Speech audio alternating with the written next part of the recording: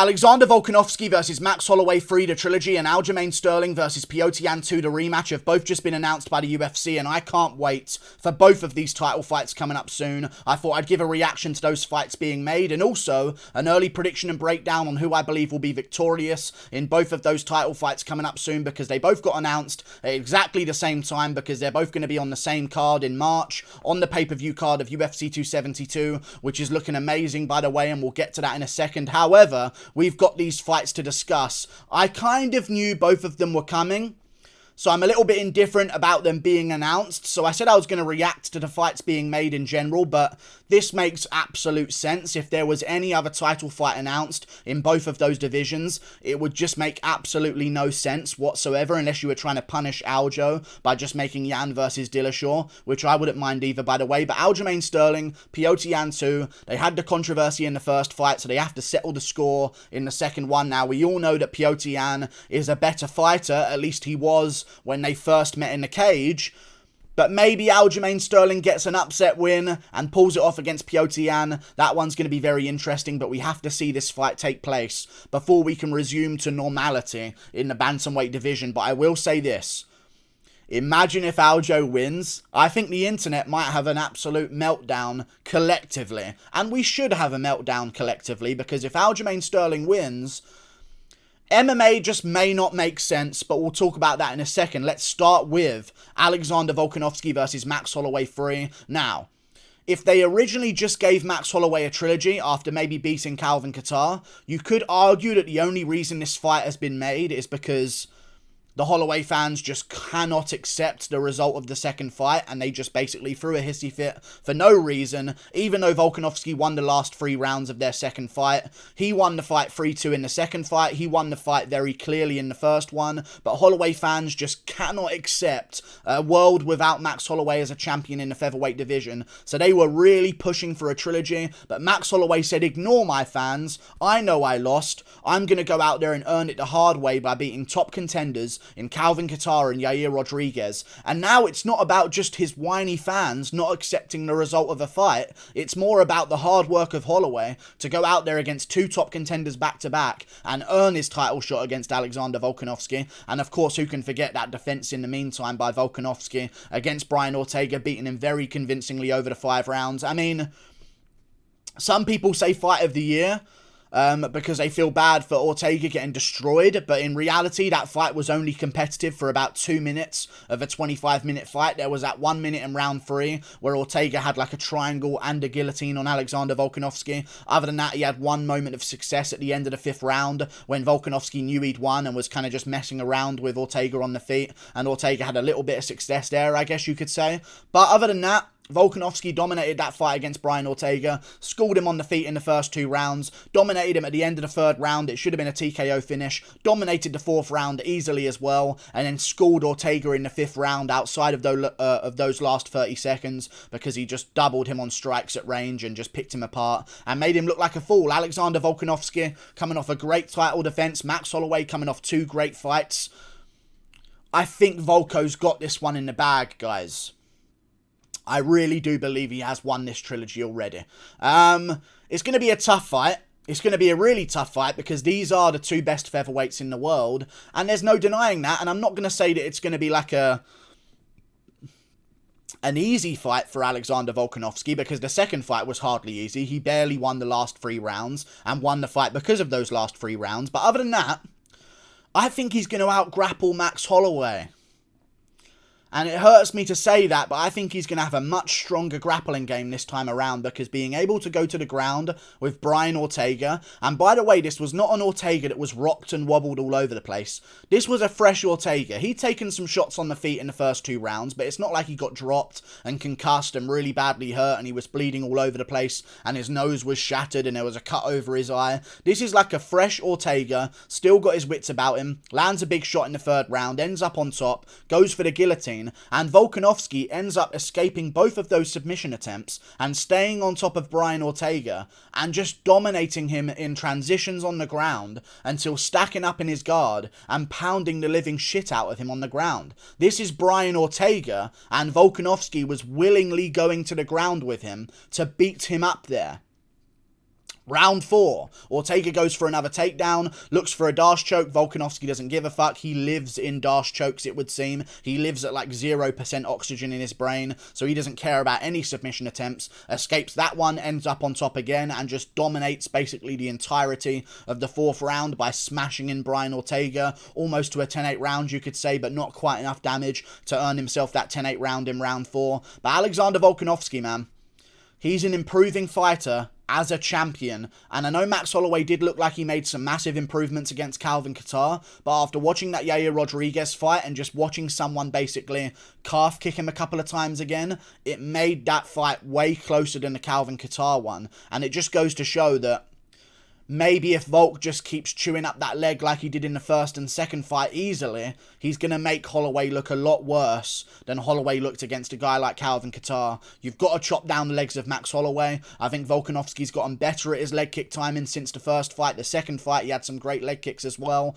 Holloway tried to adjust, but it still wasn't good enough in that second fight. The fight with Ortega showed some great leg kicks there as well at range, chopping to the inside, chopping to the outside.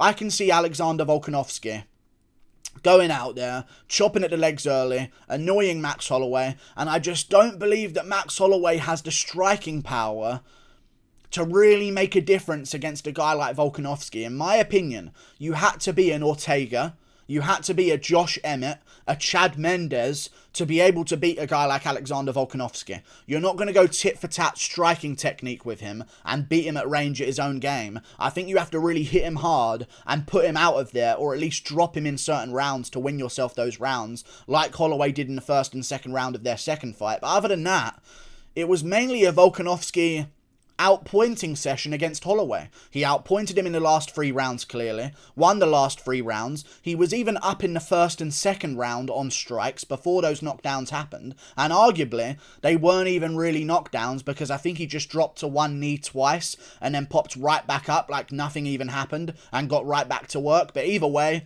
I think he's going to mix in the grappling. And I do want to mention this as well. Man, Yair versus Holloway weren't that long ago.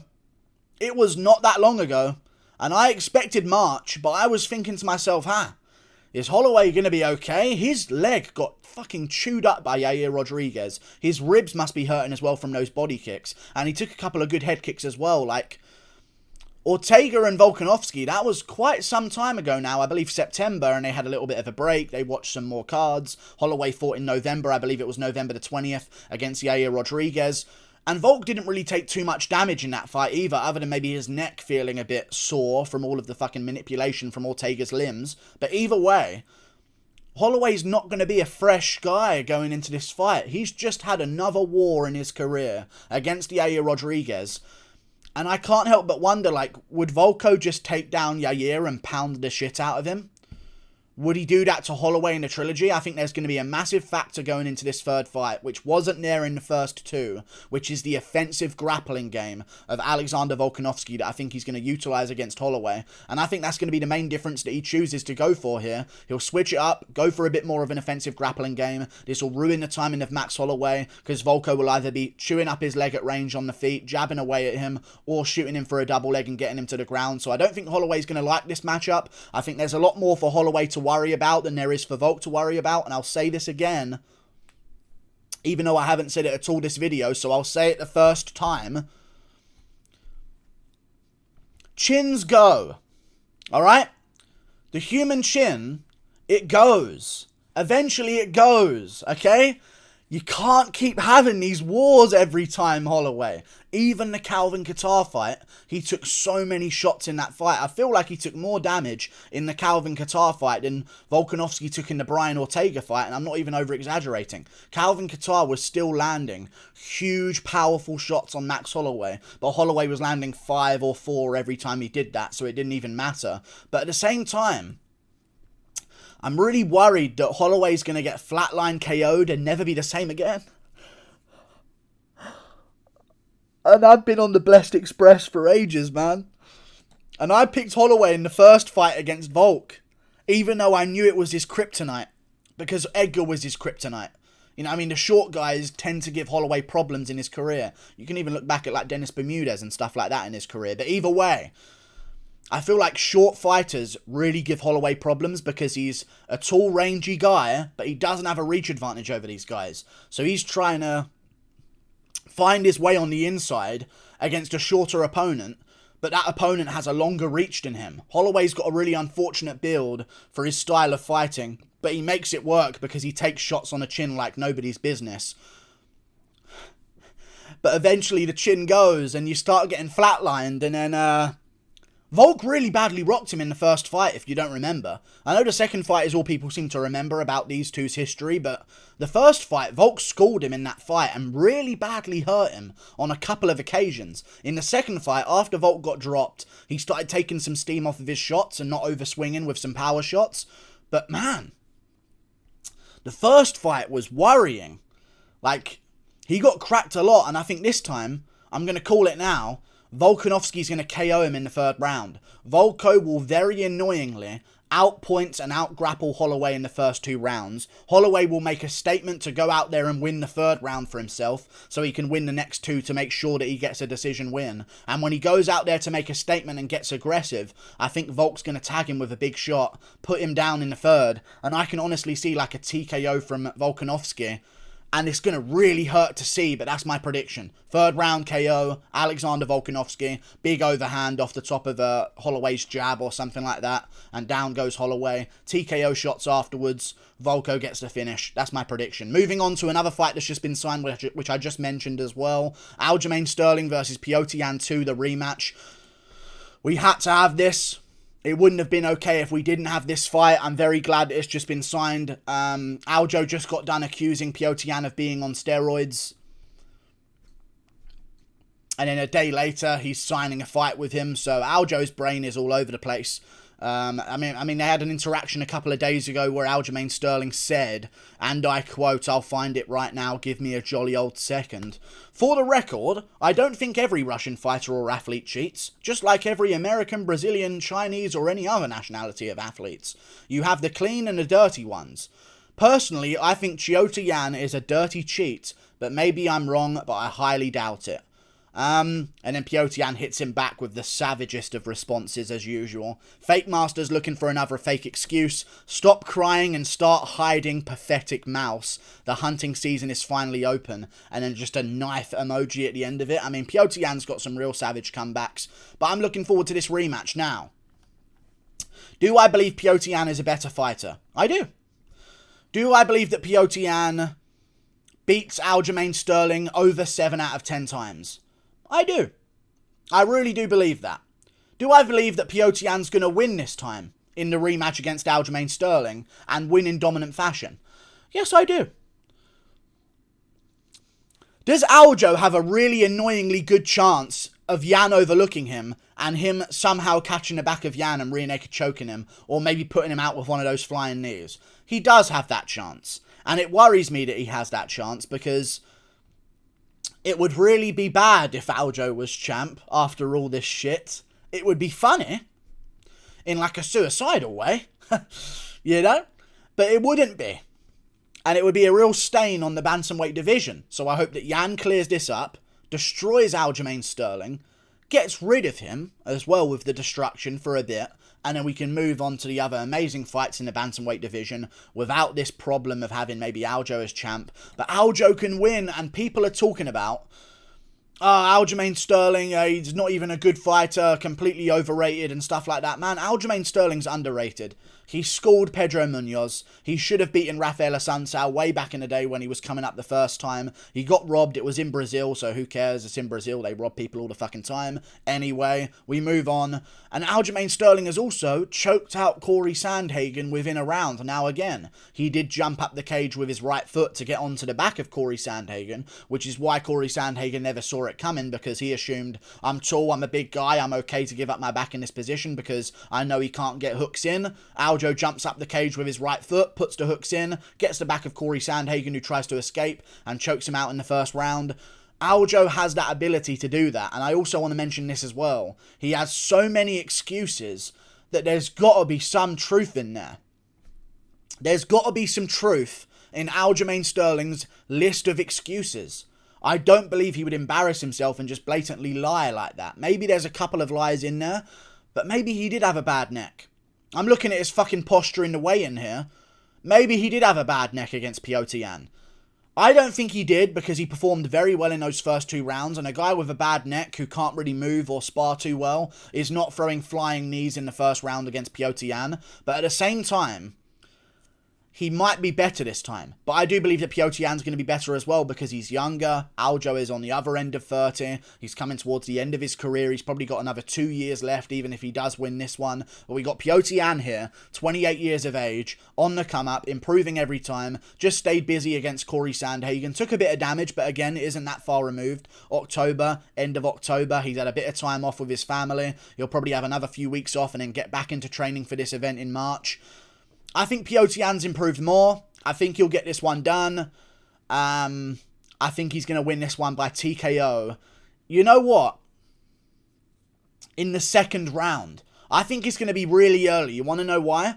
Aljamain Sterling claimed that the only reason he went all out against Petr Yan was because he knew he didn't have the cardio to go 5 rounds. So his only chance was to swarm Yan, and this time will be different. That really worries me, and if I was picking Aljamain Sterling, it would really worry me, because that's his only chance. Aljamain Sterling has to overwhelm Petr Yan. He can't skill for skill Yan at range on the feet. He just can't do that. He has to pressure Yan, throw 100 strikes a fucking round, miss half of them but hope that half of them land, and just keep the pressure on Yan, and don't let Yan settle into the fight, because once Yan settles into the fight, we saw this against Corey Sandhagen, we saw this against Aljamain Sterling the first time, we've seen this against Jose Aldo. He gets a lot better every single round as it goes on. So I think Aljamain Sterling has got the wrong game plan here. He's talking about the fact that he shouldn't have pressured so hard. He looks back and sort of cringes at how much he was throwing in those early rounds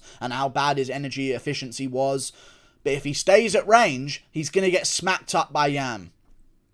That's my opinion, and that's what I'm going for. I think Petr Yan's going to catch him in the second round, trying to be a bit more patient. I think he's going to win himself the first round. Aljamain Sterling's going to be a little bit more aggressive in the second, but still stay at range, try and go leg kick for leg kick or front kick for front kick, fail a couple of takedowns, get reversed, get slammed a couple of times. Yan makes him stand back up. On the way back up, I think he cracks Aljo with a big shot. Aljo goes back down, rolls backwards, gets back up to his feet, wants to play a striking game again. Front kick, jab, right hand. Yan comes forward, lands like a looping lead hook on Aljamain Sterling, puts him down in the second round, and then starts beating the fuck out of him at the end of the second until the end of the bell. And I think that Aljo might not even answer the third bell because he's been destroyed at the end of the second. Maybe the referee jumps in at the end of the second anyway from Yan's ground and pound shots. I just think he's going to have such confidence going into this one. I hope he doesn't have overconfidence, but Yan's grappling isn't his strength. Aljo's been grappling his whole life. If anything, Aljamain Sterling is maintaining his level of grappling now. Petr Yan is improving upon it. He went to ATT, fresh for this camp against Aljo, to get good wrestlers to train with. Now he's been there for a year. Aljo's been injured. Yan's been in the gym training this whole time. Aljo's got this injury and that injury, and still not 100% yet, but I'll be back soon, while Yan has been in training camp for Corey Sandhagen, looking to turn right back around. I think Yan's the more improving fighter. I think his grappling is definitely going to improve. His confidence in his grappling is going to improve, because there must be a part of his brain, even as Siberian as he is, there must be a part of him that fought in the first fight. Oh, I do have to watch out for this guy's ground game because he's very good and he could choke me out. Whereas in this fight, I think he's going to be more confident in his grappling because he knows he can out-grapple Aljo, and that's going to make his stand-up a lot more free, a lot better for him, and I think he's going to put down Aljo in round 2 and finish him off, but it will be a competitive fight until then, I would assume, because Aljo is still one of the best bantamweights in the world. Other than that, some other big fights have been signed. Not really massive fights, I wouldn't say, but Montel Jackson versus Dana Batgarel is actually an amazing fight. Very underrated fight. I don't think people are really talking about this one, but I really like it. I think Dana Batgarel is probably going to get a KO here because Montel Jackson's good, but he's a little bit dumb in his choices in the fight sometimes, so I could see Dana just catching him. Maybe Montel has a good moment where he lands a couple of good shots, and then Dana sort of catches him coming in a little bit reckless. Montel can get a little bit reckless, emptying out, looking for a finish. So I will go with Dana Batgarel, but Montel's very good. Montel Jackson's very good. I actually had him as one of my, like, top hyped prospects when he first joined the UFC. Eventually got choked out by Kelleher, but even still, I've been paying attention to Montel Jackson for a while. Great fight between him and Dana, and I think Dana Batgarel gets this one done for his boss man, Dana White himself. The Danas are in the building. Moving on to another fight that got signed. Jarlin Turner versus Jamie Mullarkey. I will side with Jamie Mullarkey here. I think Jarlin Turner's very good, and I did pick against him in the Uros Medic fight, so I understand maybe, like, I picked against him, he proved me wrong. He took down Uros Medic, controlled him on the ground, beat him up on the feet, and got the job done with a body shot. Jamie's just too fucking tough, though. I didn't know how tough Uros Medic was, so there's always that sort of question, like, what if Jarlin lands some good shots? Is Uros going to break? Eventually he did. Jamie Mullarkey is so inbred. And just look at him, he is. And there's a strength to that in fighting. Look at the Dagestanis. He's so inbred. I just don't think he can be hurt or KO'd. Now, Brad Riddell tried his fucking best to do so. Wore him down, broke him in the third, and tried to get rid of him, but Mullarkey just refused to get KO'd. He took big shots off Devontae Smith, kept coming, kept the pressure on, and eventually broke him down. I reckon Jamie Mullarkey, with his new improvements, and also being at CKB and training with Alexander Volkanovski, who's going to be in his training camp for this fight, he's got Israel Adesanya in the gym with him. He's taking on Jarlin Turner. I reckon he's probably going to get this one done in a scrappy fight of the night decision by edging out the second and third round. But I do believe Jarlin Turner is incredibly underrated and a great fighter himself. So this one will dictate a massive prospect in that division moving forward. And it's also on 272, which has got some great fights so far. Edson Barboza, Bryce Mitchell on the main card. Volkanovski, Holloway 3 on the main card. You've also got Aljo versus Yan 2 on the main card. All I believe it needs left to finish off that card is Rose Namajunas versus maybe Carla Esparza 2, and then another main card fight of something like Marvin Vettori versus Luke Rockhold. I think would make some sense, and that would be an amazing card. Looking forward to it. Like and subscribe. Thank you for watching. Click that button up there. Toodle pip. I'll see you later. Goodbye.